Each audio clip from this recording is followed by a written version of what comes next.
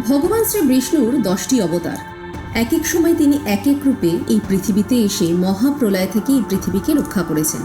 তার 10টি অবতার হল যথাক্রমে মৎস্য, কূর্ম, বরাহ, নরসিংহ, বামন, পরশুরাম, রাম, কৃষ্ণ, বুদ্ধ এবং কল্কি। শ্রী বিষ্ণু তার প্রথম অবতার মৎস্যরূপে এই পৃথিবীতে এসেছিলেন এক মহাপ্রলয় থেকে সমগ্র মানব জাতিকে রক্ষা করতে। মৎস্য শব্দটি মৎ ছায়া অর্থাৎ মাছ, যা মৎ থেকে উদ্ভূত, যার অর্থ ধর্ম। মৎস্যপুরাণ অনুসারে প্রাগৈতিহাসিক দ্রাবিড় রাজ্যের বিষ্ণুভক্ত রাজা সত্যব্রত, যিনি পরে অবশ্য মনু নামে পরিচিত হন, একদিন নদীর জলে হাত ধুচ্ছিলেন। এমন সময় একটি ছোট মাছ তার হাতে চলে আসে এবং তার কাছে প্রাণ ভিক্ষা চায়। তিনি মাছটিকে একটি পাত্রে রাখেন, কিন্তু মাছটি ক্রমশ বৃদ্ধিপ্রাপ্ত হতে থাকে। তিনি সেটিকে প্রথমে একটি পুষ্করিণীতে, পরে নদীতে এবং শেষে সমুদ্রে ছেড়ে দেন। শেষে মাছটি ভগবান শ্রী বিষ্ণু রূপে আত্মপ্রকাশ করে সত্যব্রতকে জানান যে 7 দিনের মধ্যে প্রলয় সংঘটিত হবে এবং সকল জীবের বিনাশ ঘটবে। তাই সত্যব্রতকে নির্দেশ দেওয়া হয় যে সকল প্রকার ঔষধি, সকল প্রকার বীজ, সপ্তর্ষি, বাসুকিনাগ ও অন্যান্য প্রাণীদের সঙ্গে নিতে। বন্যার ক্ষণ উপস্থিত হলে মৎস্যরূপী অবতার মনু, সপ্তর্ষি, বাসুকিনাগ ও সকল জিনিসপত্র সমেত নৌকাটিকে টেনে নিয়ে রক্ষা করেন। পুরাণ মতে মৎস্য জলজ জীবনের প্রতীক হিসেবে পৃথিবীর প্রথম প্রাণী হিসেবে বিশ্বাস করা হয়। ভগবান শ্রী বিষ্ণুর এই মৎস্য অবতার আমাদের মনে করিয়ে দেয় যে বিশৃঙ্খলা ও বিপদের সময় ভগবান সব সময় মানব জাতিকে রক্ষা করেন। এরপর ভগবান বিষ্ণু এই পৃথিবীতে আসেন তার দ্বিতীয় অবতার কূর্মরূপে। মৎস্য অবতারের মতো কূর্মও হচ্ছে সত্যযুগের অবতার। একবার ঋষি দুর্বাসা দেবরাজ ইন্দ্রকে দিব্য পুষ্পমালা উপহার দিয়েছিলেন। ইন্দ্র সেই মালা সাদরে গ্রহণ করে তার বাহন ঐরাবতের বা হাতির মাথায় রাখেন, কিন্তু হাতি সেই মালা তার সুরে জড়িয়ে মাটিতে ফেলে নষ্ট করে দেয়। এতে ঋষি ক্রুদ্ধ হয়ে ইন্দ্রকে শ্রীহীন হওয়ার অভিশাপ দেন। ব্রহ্মা তখন পুনরায় অমৃত প্রাপ্তির জন্য অসুরদের সাহায্যে সমুদ্র মন্থনের পরামর্শ দেন। এই সমুদ্র মন্থনের সময় মান্দারা পর্বত সমুদ্রে বিলীন হয়ে যাচ্ছিল।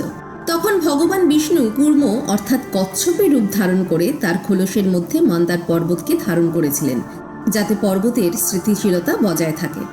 এভাবে দেবতাদের পুনরায় অমৃত প্রাপ্তি হয়। এই প্রাচীন কাহিনী দ্বারা আমরা ভগবান বিষ্ণুর রক্ষাকর্তা রূপটির সাথে পরিচিত হই। কূর্মা অবতারের প্রাচীন গল্প থেকে আমরা দৈনন্দিন জীবনে যে প্রতিনিয়ত ঈশ্বরের আশীর্বাদের দ্বারা সুরক্ষিত হই, সেই পরম সত্যের কথাই জানতে পারি। হিন্দু পৌরাণিক কাহিনী অনুসারে ভগবান বিষ্ণুর তৃতীয় অবতারকে বরাহ বলা হয়, যার অর্থ শুয়োর। এই গল্পে ভগবান শ্রী বিষ্ণু মহাজাগতিক মহাসাগরে নিমজ্জিত অসুর হিরণ্যক্ষের হাত থেকে ভূদেবীকে উদ্ধার করার জন্য একটি শুয়োরের রূপ ধারণ করেছিলেন। তারপরে বরাহরূপে বিষ্ণু যুদ্ধে পরাজিত করেন হিরণ্যক্ষকে। তিনি তার দাঁত ব্যবহার করে পৃথিবীকে আবার তার জায়গায় ফিরিয়ে আনেন। হিরণ্যক্ষ ছিলেন এক শক্তিশালী রাক্ষস, যিনি একটি বরের কারণে বিশ্বাস করেছিলেন যে তিনি অজেয়, এবং ঠিক এই কারণেই তিনি পৃথিবী দেবী অর্থাৎ ভূদেবীকে মহাজাগতিক মহাসাগরের গভীরে টেনে নিয়ে যাওয়ার সিদ্ধান্ত নিয়েছিলেন। কিন্তু ভগবান বিষ্ণু বরাহরূপে হিরণ্যক্ষের মুখোমুখি হওয়ার জন্য সমুদ্রে প্রবেশ করেছিলেন। বরাহ এবং হিরণ্যক্ষের মধ্যে একটি ভয়ানক যুদ্ধ সংঘটিত হয়, যেখানে বিষ্ণু শেষ পর্যন্ত রাক্ষসকে পরাজিত করেন এবং তার দাঁত দিয়ে হত্যা করেন। তারপরে পৃথিবী পুনরুদ্ধারিত হয়। বিষ্ণুর চতুর্থ অবতার ছিল নৃসিংহ বা নরসিংহ। সত্যযুগের এই অবতারের দেহ মানুষের মতো আর মাথা সিংহের মতো। হিরণ্যক্ষের ভাই হিরণ্যকশিপুকে দমন করতে ভগবান শ্রী বিষ্ণু এই রূপে আবির্ভূত হন। পৌরাণিক কাহিনী অনুসারে হিরণ্যকশিপু ব্রহ্মার কাছ থেকে একটি বর পেয়েছিলেন, যার ফলে তাকে দিনে বা রাতে, ঘরের ভেতরে বা বাইরে হত্যা করা যেত না। আকাশে, স্থলে, স্বর্গে, পাতালে কোনো অস্ত্র বা হাত দ্বারা মানুষ, দেবতা, রাক্ষস বা প্রাণী কোনো কিছুর দ্বারাই তাকে হত্যা করা ছিল সম্পূর্ণ অসম্ভব।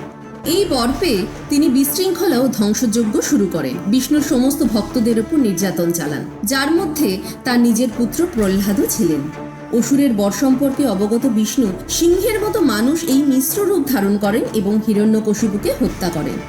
ভগবান শ্রী বিষ্ণু সন্ধ্যায়, যা দিন বা রাত নয়, তার প্রাসাদের দ্বার প্রান্তে, যা ভিতরে বা বাইরে ছিল না, তার কোলে, যা আকাশ বা ভূমি নয়, এবং তার নখর দিয়ে, যা অস্ত্র বা হাত নয়, এভাবে হত্যা করেছিলেন হিরণ্যকশিপু। ভগবান বিষ্ণুর এই রূপ মূলত মহান রক্ষক হিসেবে পরিচিত, যিনি বিশেষত তার ভক্তদের সমস্ত অমঙ্গল থেকে রক্ষা করেন।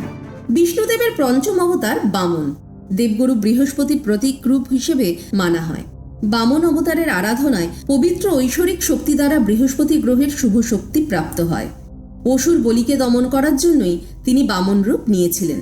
বলি ছিলেন এক অতি দানী ব্যক্তি, কিন্তু তিনি নিজেকে নিয়ে অত্যন্ত গর্বিত ছিলেন। তার ধারণা অনুযায়ী তিনি এই বিশ্বের সর্বশ্রেষ্ঠ।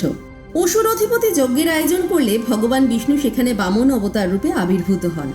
তিনি তার পা রাখার মতো জমি চান। বলি তার কথা শুনে হাসেন, তিনি তা দিতে রাজি হয়ে যান। সেই সময় বামন তার দেহ বর্ধিত করে বিষ্ণুরূপ ধারণ করেন। বিষ্ণুদেব তারপর এক পা স্বর্গে, অন্য পা মর্তে রাখেন, আর তার পেট চিরে তৃতীয় এক পা বেরিয়ে রাখার জায়গা চাইলে আর কোনো জায়গা বাকি থাকে না। তখন বলি লজ্জিত বোধ করেন এবং তিনি তার মাথা পেতে দেন। বলি পাতালে প্রবেশ করেন আর বিষ্ণু স্তব করতে থাকেন। তখন প্রহ্লাদ তার কষ্ট সহ্য করতে না পেরে তার মুক্তি চান। তখন বিষ্ণু তাকে মুক্ত করেন। পরশুরাম অবতার ছিল ভগবান বিষ্ণুর ষষ্ঠ অবতার। তিনি ত্রেতা যুগে জন্মগ্রহণ করেছিলেন। তিনি ঋষি যমদাগ্নি এবং রাজকুমারী রেণুকার পুত্র ছিলেন। যমদাগ্নি একটি ঐশ্বরিক গাভী কামধেনু উপহার হিসেবে পেয়েছিলেন। গাভী যে কোনো ইচ্ছে পূরণ করতে পারে। রাজা কার্তবীর্য অর্জুন একজন শক্তিশালী ক্ষত্রিয় ছিলেন, যিনি জোরপূর্বক গরুটি নিয়ে যান এবং তার ফলে এক সংঘর্ষের সূচনা হয়। কার্তবীর্য অর্জুন যখন যমদাগ্নিকে বধ করেন, তখন পরশুরাম প্রতিশোধ নেওয়ার শপথ গ্রহণ করেন। পরশুরাম পৃথিবীর সমস্ত ক্ষত্রিয় যোদ্ধাদের একাধিকবার বধ করেছিলেন একটি কুঠার পরশু ব্যবহার করে, আর তারপরে তাদের রক্তে 5টি হ্রদ পূর্ণ করেছিলেন। কথিত আছে পরশুরাম তার সহিংসতার প্রায়শ্চিত্ত করার জন্য সমুদ্র থেকে পুনরুদ্ধার করা জমির একটি অংশ ব্রাহ্মণ সম্প্রদায়কে উপহার দিয়েছিলেন, যেটি এখন মালাবার অঞ্চল নামে পরিচিত। ভগবান বিষ্ণুর সপ্তম অবতার ছিলেন ভগবান রাম, যিনি ছিলেন ধার্মিক এবং তিনি সমগ্র ভারত জুড়ে পূজিত। কথিত আছে যে যখন রাবণের অত্যাচারে বিশ্ব ক্লান্ত হয়ে পড়েছিল, তখন ভগবান রাম তার রাজত্বের অবসান ঘটাতে জন্মগ্রহণ করেছিলেন।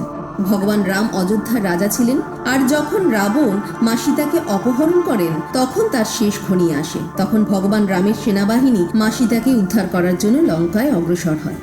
ভগবান বিষ্ণুর অষ্টম অবতার কৃষ্ণ ছিলেন দেবকী ও বাসুদেবের পুত্র। তিনি ছিলেন দেবকীর অষ্টম পুত্র। রাজা কংসের বোন এবং মথুরা উগ্রসেনের কন্যা।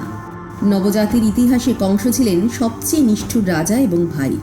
কংস দেবকীকে তার বন্ধু বাসুদেবের সাথে বিয়ে দিয়েছিলেন। দেবকী এবং বাসুদেবের বিবাহ রথযাত্রার সময় আকাশ থেকে একটি কণ্ঠস্বর ভেসে এলো। আকাশবাণী দেবকীর 8 পুত্রকে কংসের মৃত্যুর খবর জানায়, আর তার ভাগ্নের হাতে তার মৃত্যুর এই ভয়াবহ সংবাদ শুনে কংস ঠিক সেই মুহূর্তে দেবকীকে হত্যা করার সিদ্ধান্ত নেন। তবে বাসুদেব কংসকে থামিয়ে দেন এবং তাকে প্রতিশ্রুতি দেন যে তারা তাকে সন্তানটি প্রদান করবেন।